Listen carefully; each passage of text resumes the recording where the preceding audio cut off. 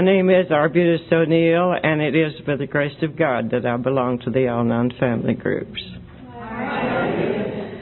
I am powerless over people, places, and things.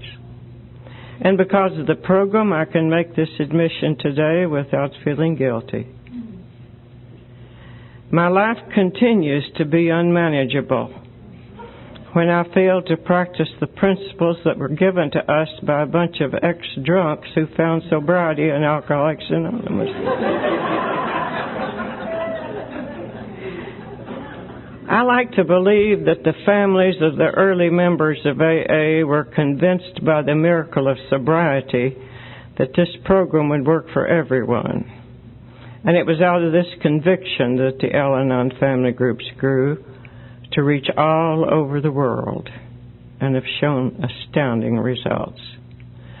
We subscribe to the concept that alcoholism is a family illness.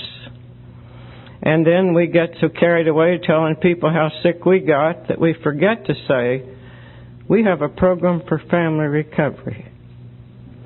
And that's what this weekend's all about. This is a showcase of recovery. We listen to the panels and the speakers, and some groups have Al-Anon sessions that we participate in, and we see whole families getting well together while they're having a wonderful time. And I'm very grateful to be a part of this weekend. This last year has not been the best year of my life. And I'm trying to find my place again. I've had many identities in my lifetime. A child, a student, a married woman, a mother. And I've handled those pretty well. But I'm not handling this last identity that well. I don't like the word widow. But I do the best I can. And that's all you can expect. They call me a long-timer in the Al-Anon family groups. And that doesn't mean very much until you get to be a long-timer.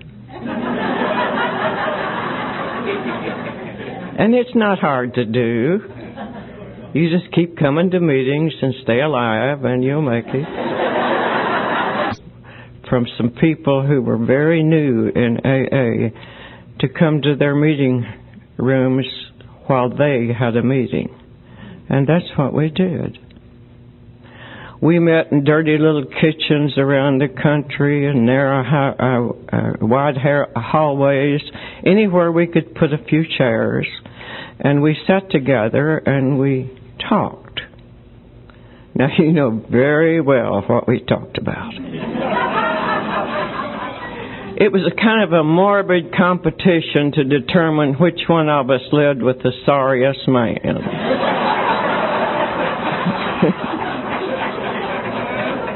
And I wasn't very comfortable in those meetings because I didn't live with a sorry man. I lived with a fine young man who drank too much. And I wasn't very comfortable. And of course, Al-Anon is a kissing cousin to invention because they were both born of necessity. And these dear people who put the life-changing program of Alcoholics Anonymous together were visionaries. They knew that in time, the families would become aware of this necessity. And so when they wrote the book, Alcoholics Anonymous, they made provisions for us. Because they included in that book 2 chapters for the families of alcoholics. One of these chapters is entitled To Wives. Now that is not intended to be a put down for you fine men who are members of the Al-Anon family group. Not at all. The truth of the matter is that when the book was written, there were no women in AA, so they addressed that chapter to the wives. The early groups in Canada called their groups the wives groups. And the other chapter, of course, is to the family afterwards. And down in my part of the country where I grew up in Al-Anon, we took a paragraph out of that chapter and made a preamble that we used to open our meetings. And this is what the paragraph says. The past is the principal asset of the alcoholic's family, and frequently it is almost the only one. This painful past can be of infinite value to families still struggling with their problem. We feel that each family that has been relieved owes something to those who have not, and when the occasion requires, each member of it should be only too willing to bring former mistakes out of their hiding places. Former mistakes, no matter how grievous, out of their hiding places. Showing others how we were given help is the only thing that makes our life worthwhile. Cling to the thought that in God's hands, your dark past is the greatest possession you have. The key to life and happiness for others. With it, you can avert death or misery for them. My good friends, that's heavy stuff. That is heavy stuff. This paragraph has kept me active in the Al-Anon family groups ever since it started. This paragraph has made it necessary for me to travel hundreds and hundreds of miles and to talk to many, many people.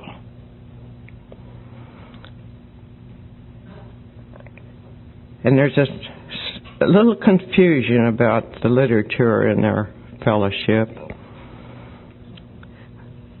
The literature that we developed in the Al-Anon family groups was intended to be a supplement to the first 164 pages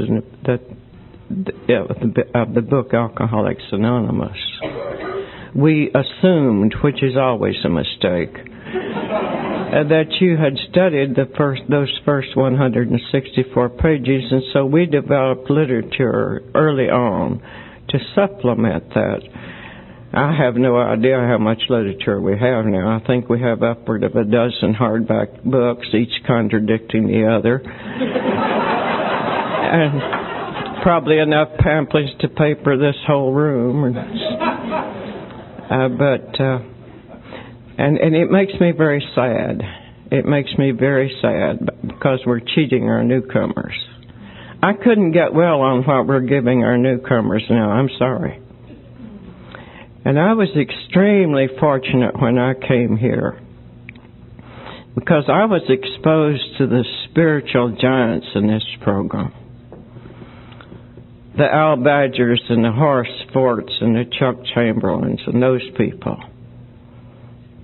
And when I came here, I was absolutely scared to death. I was 1,700 miles from my home, right in the big middle of Texas, alienated from my own family. My father gave me his blessings when I left home to come to Texas with our 4 children. He said, if you're determined to go to Texas and live with that damn drunk, and you go hungry, I don't want to know about it. And I came to Texas, and I lived with that damn drunk, and sometimes I went hungry, and he didn't know about it. Bill's family wouldn't accept me. They readily understood why Bill O'Neill had a drinking problem, because he married that Yankee from North Carolina where they make all of that liquor and them cigarettes. And these dear people tried to help me. But they couldn't, any more than we could help the alcoholic. It seemed to me that they took me up to the edge of a precipice, and they didn't push me over, but they just kind of let me dangle there. And I said to them, I don't understand Bill. I just do not understand him. Bill hates a liar, but he can't tell the truth. And And he's irresponsible. Half the time I don't know where he is. I don't know when he's coming home or if he's coming home. I don't understand him. And they said to me, read this book. Read this book. It will explain the nature of the illness that Bill has. And it will teach you the philosophy that you need for your recovery. And that's what I wanted. I understood that. If you put it in a book, I believe it. And if you forget what you read, you can always read it again. I believe books.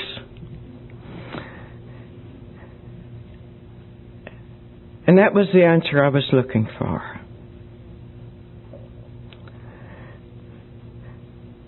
I attended my first open AA meeting in Amarillo, Texas in 1948.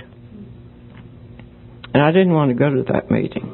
I was like the little girl in Illinois. I could see no constructive purpose to be served in associating myself with a group of people who, by their own admission, had ruined everything they'd ever tried to do. They'd ruined their health. They'd lost their families. They'd lost their businesses. Some of them had done terrible things and been in jail. Dear Lord, I didn't want to associate with that kind of people. I certainly didn't want to get mixed up with a group of them. I was having enough trouble with one of them.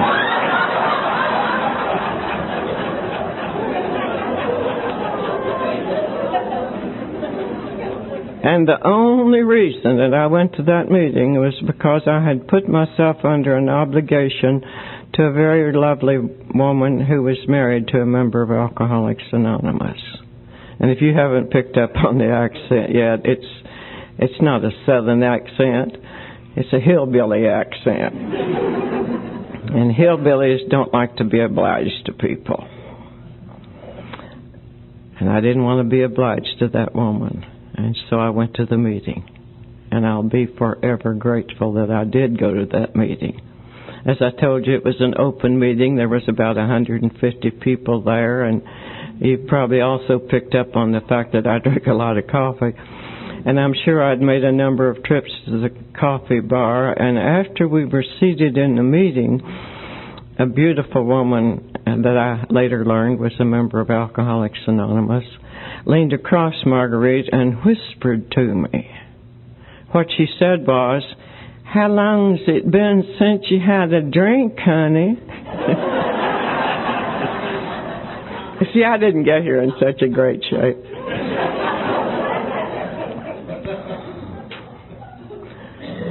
Weighed 107 pounds. Bill said I had to stand twice to make a shadow.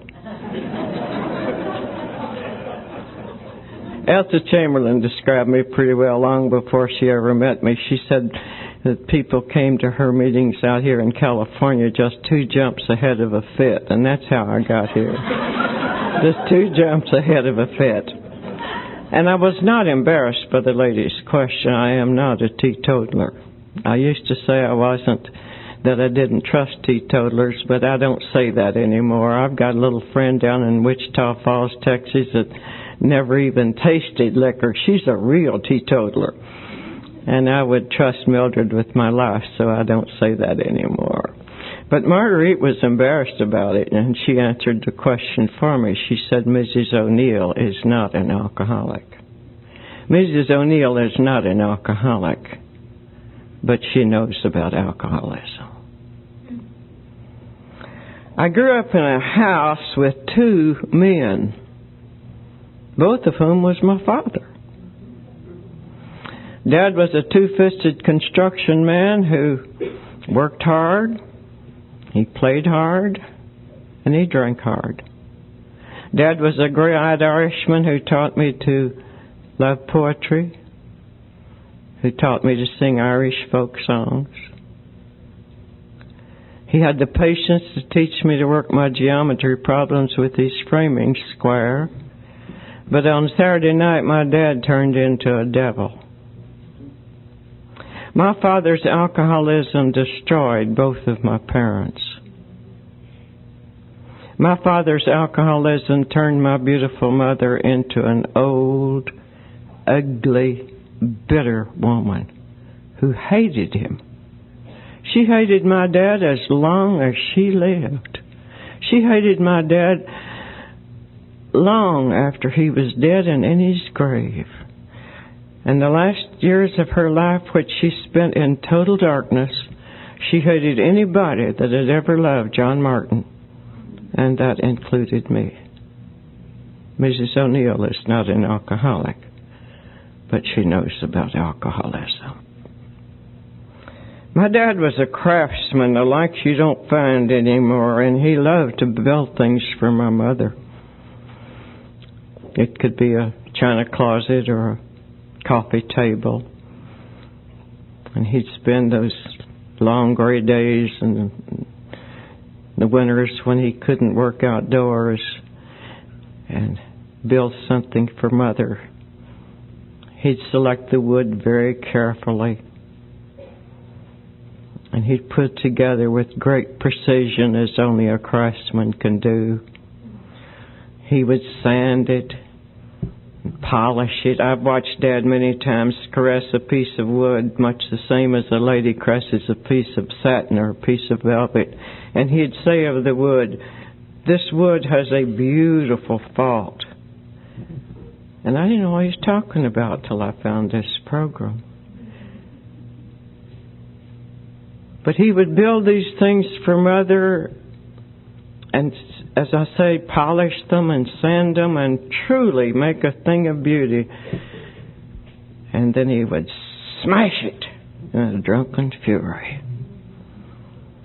My father's alcoholism destroyed both my parents. And for many years after I found the courage to ask the God of my understanding for special favors, I closed every day of my life with a special prayer for my father. God, don't let my dad die drunk. I cannot tell you why this is such a terror to those of us who love alcoholics. I cannot tell you. I can only tell you that it is.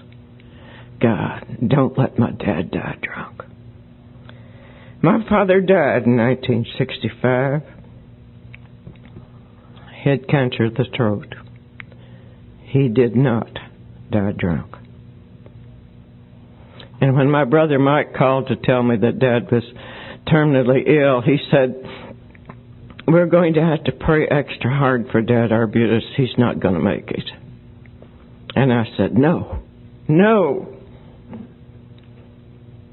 And you know very well I didn't want that filthy stuff to destroy that beautiful baritone voice.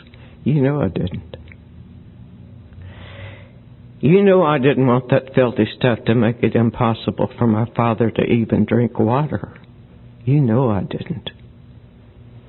But I prayed, God, don't let my dad die drunk. Mrs. O'Neill is not an alcoholic, but she knows about alcoholism. And I want you to know that when I married that tall Texan that was to become the father of my children, I was not concerned with Bill's drinking. Not in the slightest. Father Martin says the only way you can identify an alcoholic is by the one that you know. And Bill didn't drink like Dad. Dad was a hallucinating drunk who saw creeping, crawling things, and Mother, and he really didn't intend to hurt Mother when he broke her jaw. He just intended to kill a centipede that was crawling in her hair. And Mother couldn't understand that. I'm quite sure I couldn't understand that either. But Bill didn't drink like that. Bill was the life of the party drunk. He crashed debutantes' parties and taught them to put your little foot. He didn't drink like Bill. And we worked for an advertising company that sent us all over the United States, and we got drunk everywhere we went. It was exceedingly important in my generation to have fun. One of my friends, an AA lady, said she had so much fun it like to kill her. And that's about what happened to Bill and me. But we got drunk everywhere we went. Good Lord of mercy, we have been so drunk in Los Angeles. We got drunk in San Francisco, Chicago, St. Louis, San Antonio, anywhere we went. And but then in 1940, two things happened that should have made Bill and me grow up. We became parents, and the world became involved in the war. And I quit drinking with Bill. Things were too serious. I was watching troop movements in Europe and later in the South Pacific because both of my brothers were in the military. A number of Bill's cousins, brothers were in the military. I didn't drink with Bill anymore. We had our second child the next year, and I wasn't there when Nancy was born. Nancy came on Wednesday, but she didn't meet her dad till Sunday. And when Bill came to the hospital in Cincinnati, Ohio, with the usual paraphernalia that you men bring to us when we have your babies, he caused a great deal of confusion in the hospital because he wanted to teach the Catholic nun who was in charge of the maternity ward the Texas Stomp, and the good sister didn't want to dance. And when he left the hospital and sat down on the streetcar track in full view of my window, forced the motorman to stop so I could tell him about our new baby girl. You see, Bill was still having fun with his drinking. Then the next year we had our only son. Now don't get nervous. There's not that many of them. We had our only son. And this time the trip to the delivery room was a little different. Something went wrong. And they needed Bill. And they couldn't find Bill. Had I been able to talk to them, I could have told them that he'd be in a bar, but I didn't know which one. Mrs. O'Neill is not an alcoholic, but she knows about alcoholism. Couldn't talk about this for a long time because of the guilt that I felt. We had two little girls,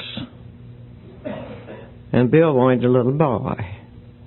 I guess all of you men want a son. I manipulated that pregnancy, and I gave Bill a son who couldn't walk. Luther was born with a birth defect, and the doctors told us he'd never walk. And I was absolutely and totally overwhelmed with guilt. And I spent days and weeks and months taking that child to one crippled children's hospital after another to find a doctor that would make my son walk. I didn't pray for Luther to walk because I had nothing to pray to. But I believed in doctors. And from one hospital to the other, I took that little boy to find a doctor to make my son walk. Teresa, our fourth child, was born a year and 3 days after Luther was born.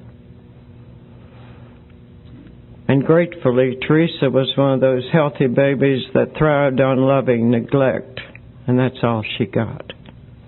Because I was determined that boy would walk. And he did walk when he was 3 years old. Dad had gone to town to do some shopping for me, and he bought a pair of red corduroy overalls for Luther, and the straps were too long. So I adjusted the buttons on the straps and put those overalls on Luther and stood him up in the living room from me, and he said to Luther, "Walk over here to me, son." And Luther took 9 steps, and we both cried. Mrs. O'Neill is not an alcoholic, but she knows about alcoholism. And of course, the drinking progressed as it always does. And Bill changed jobs pretty often. One of these jobs took us down to Knoxville, Tennessee, about the time they brought that atomic energy plant into Knoxville. And thousands of people came into that little southern town. It was a madhouse. People were frozen to their jobs. You all are not old enough to remember this. Landlords couldn't evict people from their homes and all of this kind of stuff. But we were evicted from a furnished house in Knoxville, Tennessee that rented for $50 a month for non-payment of rent. Now, Bill O'Neill had a good job. He worked for Holland Furnace Company. He had a good salary. He made commission on all the furnaces he sold, and he wasn't one bit reluctant to take a little extra money under the counter if he needed a furnace real bad. But we were evicted from a furnished house that rented for $50 a month. And I couldn't find a place in Knoxville. And I was expecting Teresa any minute. I finally found a garage apartment 70 miles away in a little town up in Kentucky. And I checked into the hospital there to see about terminating my pregnancy. And I learned that I couldn't go there to be delivered of my baby because it was for the exclusive use of the coal miners. And I could not go there to have my baby.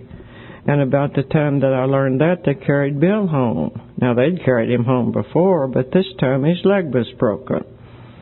He'd had an argument with his boss, and Bill O'Neill never won a fight in his life. He must have felt 10 foot tall when he drank liquor, because he'd pick on the biggest man in the bar and just get the bejabbers beat out of him. And it was usually because somebody had been careless enough to use profanity in front of the ladies that were in the bar. But they carried Bill home, and Mother didn't know I was pregnant again. Mother was only 12 years older than my husband, and law mercy, she hated him with a purple passion. And I used to have these god-awful arguments. Bill would yell at her because she hadn't taught me birth control, and she'd yell at him because I was pregnant again, and I'm in the middle with my big belly. It was awful. But we had to go home to Mother. I got the picture. We got on a Greyhound bus. Peggy was 3 years old. Nancy was 2. Luther was almost 1, and he couldn't walk. And I'm pregnant. My stomach looked like a watermelon that you just taken one slice off of. And we got on that Greyhound bus and went to Cincinnati, Ohio. I cannot tell you who was most relieved when we got there, me or the bus driver. And we'd go out to Mother's neighborhood. She lived in one of those restricted areas that didn't allow children, those fancy apartment houses. And it didn't have an elevator. She lived on the 3rd floor. So Nancy and Peggy held hands, and I'm carrying Luther balanced on my big belly, and we'd go up and knock on Mother's door. And she liked to die. She liked to drop dead. And I said to her, "Would you please go down in the lobby and help Bill, Mother?" And she said, "And what is the matter with him? Is he drunk?" And I said, "No, ma'am, his leg's broken." So she went down and helped Bill up the stairs and sat us down on the living room couch for one of those talks that you all know about. And she said, Arbutus, there's no doubt in my mind that you're the most brilliant child I have. No doubt at all. But it takes a damn genius to get in a shape like this. And because of the volunteer work that my mother had done with the Salvation Army Hospital, or the Salvation Army, I was privileged to go to the Salvation Army Hospital to have my fourth child, a charity ward, Salvation Army Hospital.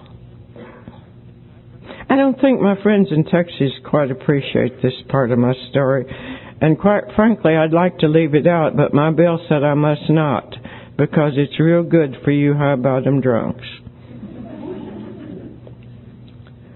I'll wear those emotional scars to my grave, I'm quite sure.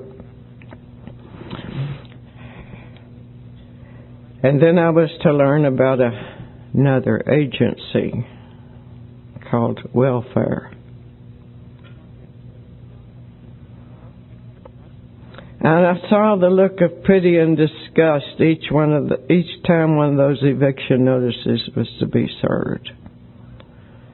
And I saw the look of pity and disgust on the social worker's face when I had to go to a welfare agency to get food for my children. When she wrote on my application blank in bold black letters as if I couldn't read, "Husband is a drunkard." Mrs. O'Neill is not an alcoholic, but she knows about alcoholism.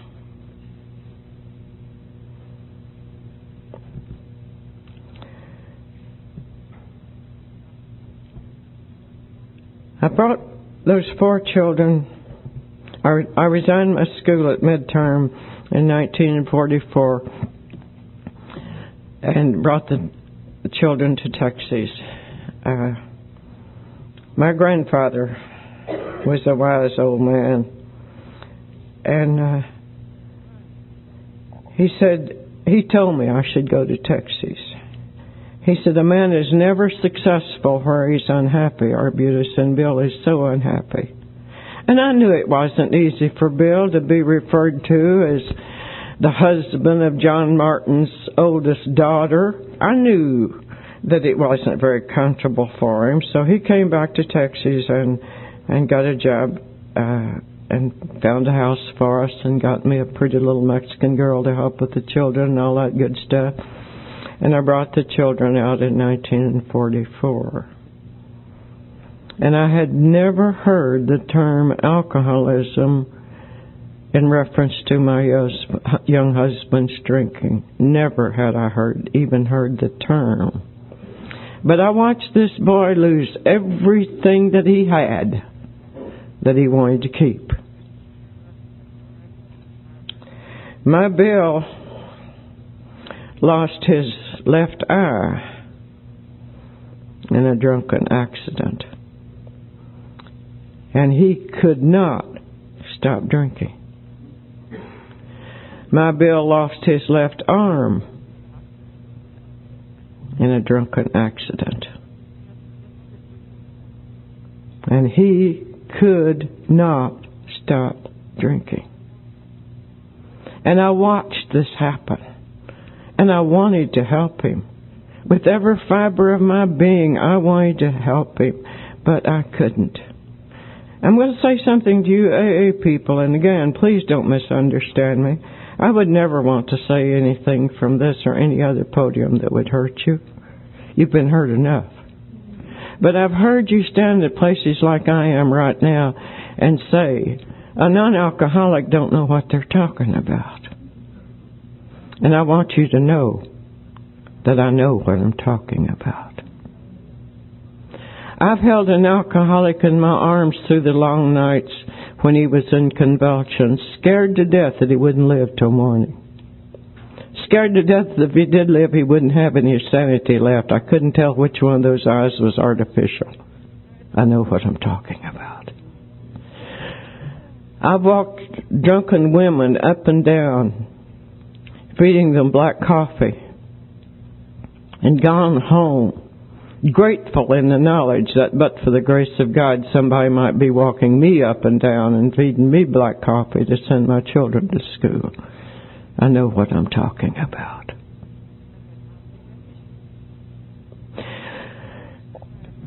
We're not calloused, insensitive people. We know the physical pain that you endure. We know the emotional torment.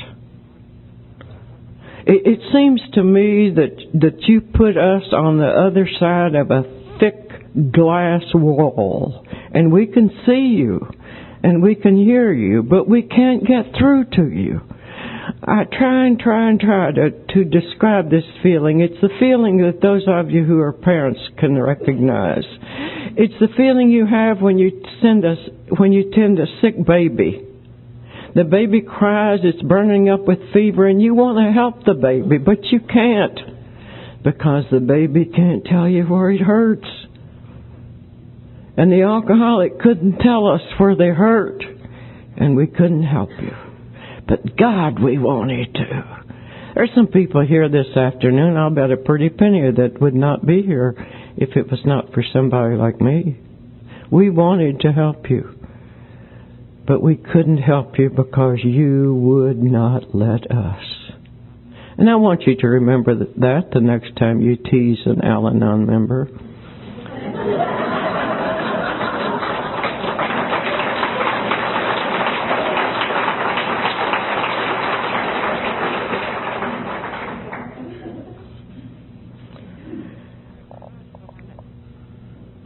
I had never heard the term alcoholism applied to Bill's drinking. And I came to Texas with a great deal of anticipation because Bill was one of a large family. He was one of 10 children, and he had cousins by the dozens. And I knew I'd have a support group when I got to Texas. But that was not true. As I said earlier, they understood thoroughly that Bill drank because of the influence that my family had had on him. He didn't drink before he married me, they said. He belonged to the Southern Baptist Church and did all the things, but I didn't have a support group. But then we met a strange group of people. They called themselves members of AA. And these people could help Bill. As I told you earlier, they could help Bill, but they couldn't help me. And I never shall forget the first AA member that I ever talked to. He came to my house in the middle of the afternoon, and he described to me what I referred to then as this rehabilitation program for the alcoholic. I didn't know anything else to call it. And after about 2.5 hours, I asked him a question. I said, what do you have in this rehabilitation program of yours for the wives and children of alcoholics? And nobody had ever asked him that question before, I'm sure, because he couldn't answer it. He said, we don't have anything for the wives and children, Mrs. O'Neill. You do not have a problem. I thought he was wrong. Still think he was wrong. At that moment, I could not wear sleeves because of a rash that the doctor said was caused by nerves. I weighed 107 pounds. I was so nervous that I couldn't stand in my own shoes. And that dear man said, you do not have a problem. And I believe with all my heart that it was that cold November afternoon when I stood in the living room of a mean little rent house in Brownwood, Texas, where we live now, that I made up my mind. Someday, I will find a way to help the families of alcoholics. And by the grace of God, that opportunity came because I met another group of people. Now, if I thought those AA people were weird, oh, my dear Lord. Those non-alcoholics who found it vitally necessary to work this 12 steps of the recovery program to preserve their sanity and to preserve their stability and to restore their sanity. They were scary. Their eyes were dead. I went to one of those meetings and it like to scared the daylights out of me. There was one woman in that group was twice as old as I was, and I worried about her. I was afraid she'd drop dead of a heart attack because she was so old. She was 58 years old. And Bill kept saying to me, "You need to go to those meetings." And I said, "No, those people are sick and I don't want to get like that."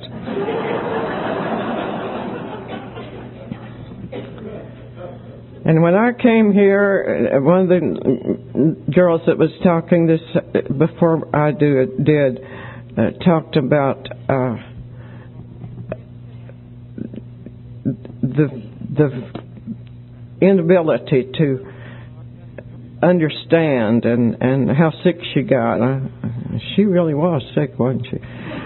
But the thing that I couldn't understand was that they were so hopeless, and I mean it. Just nothing there, and they scared the daylights out of me. But God looks after fools and drunks, Mother said, and that's really what happened in my life. We got a new member in that little group in Abilene, Texas, from California. Her husband and my husband were cousins, and Tom went to work for my Bill. And Guy had been in Al-Anon. She was a good friend to Elsa Chamberlain's, and she'd been in Al-Anon for 10 years. And she came to our group. Now, our group had a preamble that incorporated the Constitution of the United States, the Bill of Rights, and the marriage ceremony. And admonished us to be virtuous and modest. I flunked. Our primary purpose was to provide entertainment for the AA people. I'm not an entertainer. And Guy came to the meeting, and they read that preamble, and those little size 5 feet hit the floor, and she said, "What in the hell do you think you're doing?"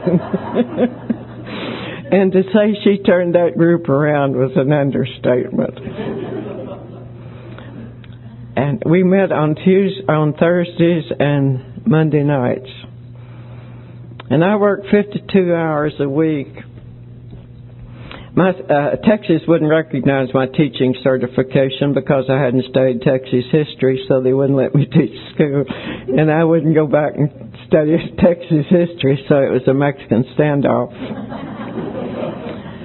But I worked 52 hours at a minimum wage job. I lived in a 12-room house, kept 4 children in school, and run a one-parent household for 15 years till Bill got us out of debt. So I was a pretty busy person. And, of course, when Bill came home on weekends, the house had to pass a white glove inspection, my decision, not Bill's. And I didn't always make the Monday night meeting because I had to put that house together Monday morning. It looked like a herd of buffalo had gone through it after Bill went back to work. And I didn't go to work till 9:30, so I had to put it in shape before I could go to work and blah, blah, blah, blah. So I didn't always make the Monday night meeting. But one of those Monday nights, they had their regular meeting, and I was the only thing on the agenda. Those women sat down together and tried to determine which one of them had the courage to be my sponsor. Truth. Now, Guy Neal was a clinical psychologist. I didn't know that for a long time, or I wouldn't have stayed in the same room with her. But she decided that she had the courage to be my sponsor. So she came over to my house and told me she was my sponsor. And I didn't care. I knew I wouldn't have her very long. Because I learned early on when I first came to Texas, it was very easy to shock Southern Baptists. And I had a ball. I just shocked their shoes off. So guys sat down in my dining room, drinking my coffee, and put me through a little catechism. She said, "Have you come to terms with the first step, Arbutus?" And I said, "Well, certainly. The step says, blah, blah, blah." I said, "Everybody's powerless over alcohol, guy. It's a chemical." And to polish it off, I said, "I'm also powerless over strychnine and carbolic acid." And she let me get by with it. And by the time she put my nose down in those 12 steps, and I had the distinct feeling that if I didn't take those blasted steps, she wouldn't let me come up for air. And I was willing to take them. I was going to take those steps and get an A+ up in the corner of my paper. I'd never seen anything else on one of my papers. I was going to slap that down in front of that gray-eyed sponsor and say, "I took these blasted steps and they didn't work."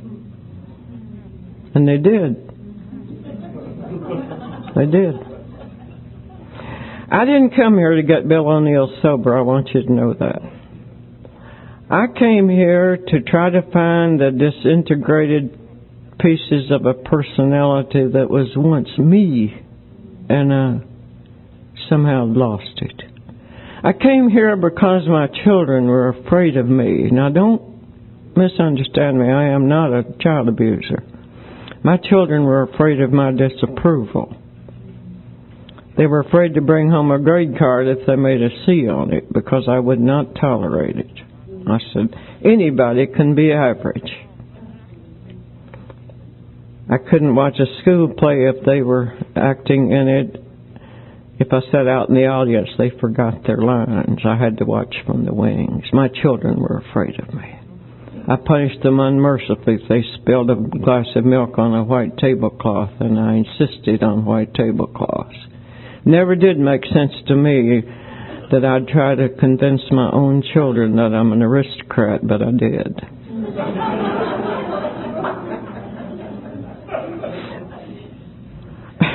A tornado took care of my white tablecloths for a period of time. I made mention of that in Jonesboro, Arkansas one time, and good Lord of mercy, I got tablecloths from every corner of the globe. Any of you need some white tablecloths, I've got them. And my Bill was ashamed of me. And I didn't want my children to be afraid of me. And I didn't want Bill to be ashamed of me.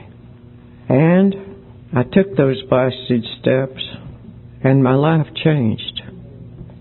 That's what they told me. If you work this program, your life will change. And that's what I wanted. The first thing I noticed was that the children were no longer afraid of me. They got so brave they slashed me, and that took a lot of nerve.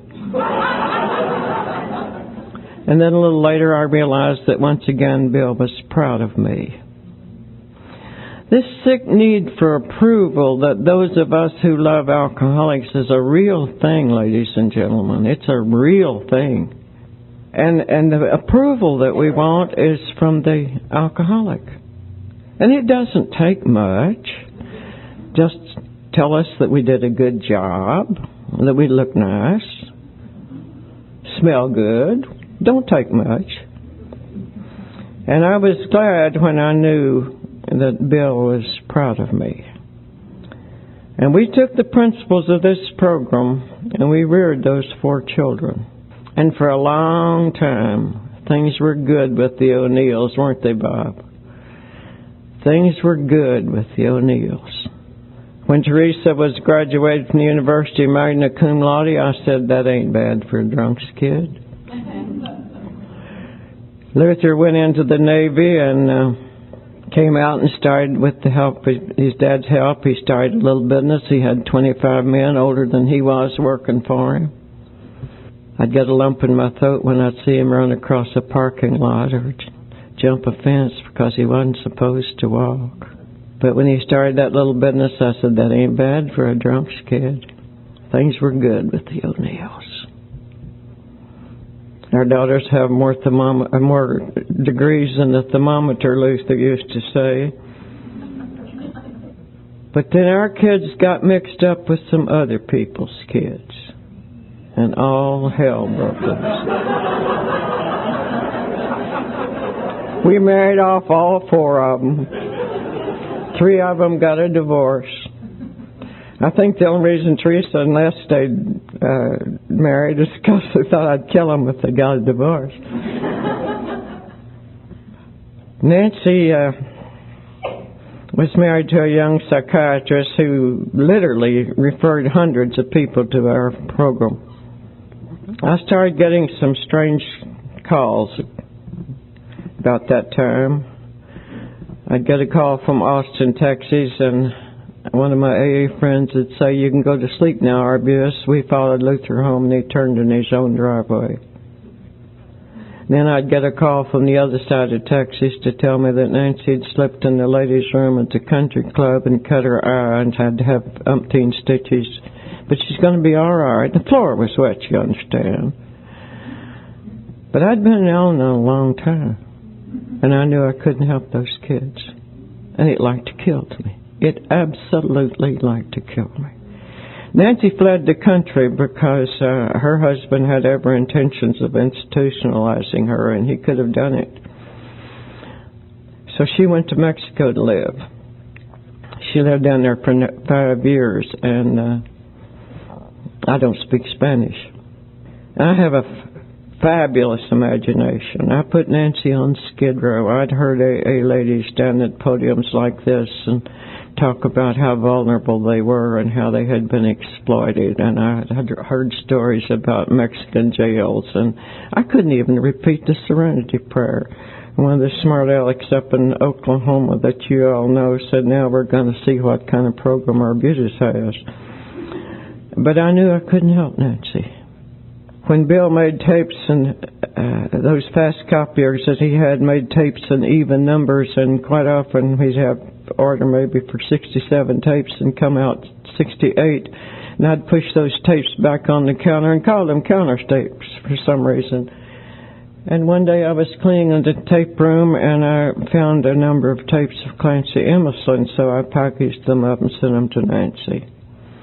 And she called me in a few days, and she said, "Why hadn't you sent me this man's tapes before, Mother?" And I said, "Well, I guess I didn't think about it." And she said, "He makes sense. He's so simple." Couldn't wait to tell Clancy how simple he was.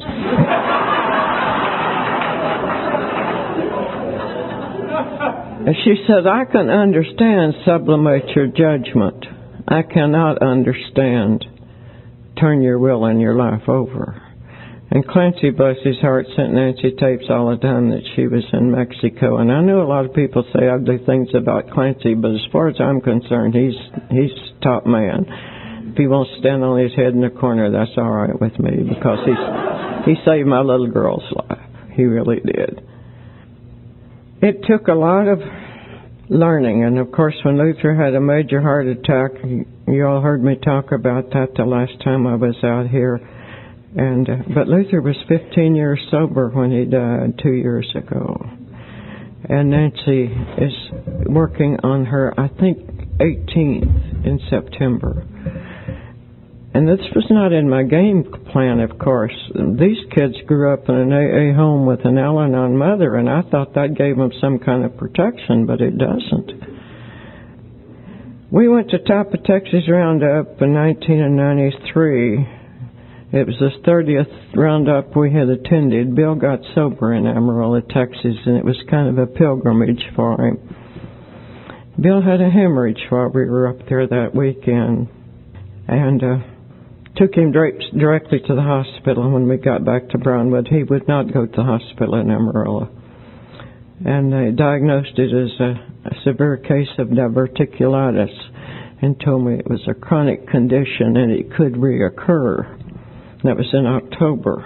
And the following April, he hemorrhaged again, and I assumed that it was a reoccurrence. It was not. Ulcers in his stomach had ruptured. And Bill just gradually wore out, bless his heart. He had congenital heart failure, ulcerated stomach, early stages of emphysema. You all punish your bodies so badly, and you have to pay the consequences eventually. But my Bill died January the 23rd last year. And I live in the house that he grew up in. And he's still there. And I don't handle it very well. I was going to stop coming out to these conferences when Bill got sick. And Bill wasn't angry with me very many times, but he was angry with me. He said, I cannot believe you'd be so ungrateful. He said, everything we have, we owe to this program. Everything. And you seem to have a unique ability to describe what alcoholism does to a family, and you do not have a right to stay home. Peggy said if God didn't mean for me to do these things, that my telephone wouldn't ring. So I come out to California every chance I get. I'm going to be in Bakersfield in May, and I talk too long and don't care.